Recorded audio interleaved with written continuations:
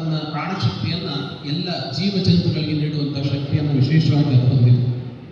ಹಾಗಾಗಿ ಯಜ್ಞ ಅಂದ್ರೆ ಇಲ್ಲಷ್ಟೇ ಅಲ್ಲ, ಭೋಜನ ಕೂಡ ಯಜ್ಞ. ಊಟ ಮಾಡ್ತೀವಲ್ಲ, ಅದು ಕೂಡ ಯಜ್ಞ.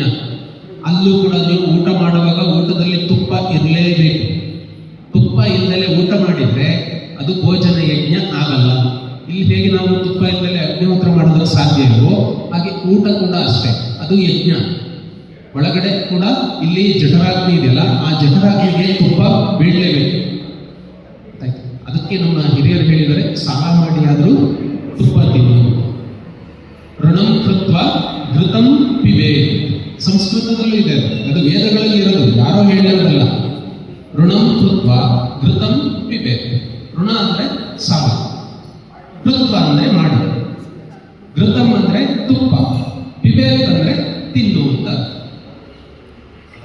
ಋಣಂ ಕೃತ್ವ ಘೃತಂ ಪಿಬೇತ್ ಅಂತ ಹೇಳಿ. ಹೀಗೆ ಯೋಗ ಮತ್ತು ಯಜ್ಞ ಇವೆರಡಕ್ಕೂ ಕೂಡ ಅವಿನಾಭಾವವಾದಂತಹ ಒಂದು ಸಂಬಂಧ ಇದೆ. ಪ್ರತಿಯೊಂದು ಮನೆಯಲ್ಲೂ ಅಗ್ನಿಕಾರ್ಯ ನಡೀಲೇಬೇಕು. ಪ್ರತಿಯೊಂದು ಮನೆಯಲ್ಲೂ ನಮಗೆ ಗೊತ್ತಿಲ್ಲದೆ ಮನೆಯಲ್ಲಿ ಎಲ್ಲರೂ ಗಂಧದ ಕಡ್ಡಿ ಹಚ್ಚಿಸ್ತೀವಲ್ವ ದೇವರಿಗೆ, ಅದು ಅಗ್ನಿ. ಅದಕ್ಕೂ ಕೂಡ ಮಂತ್ರ ಇದೆ. ಮನಸ್ಪತ್ಯುದ್ಭವಂ ದಿವ್ಯೋ ಗಂಧಾಢ್ಯೋ ಗಂಧೋತ್ತಮಂ ಆಗ್ರೇಯ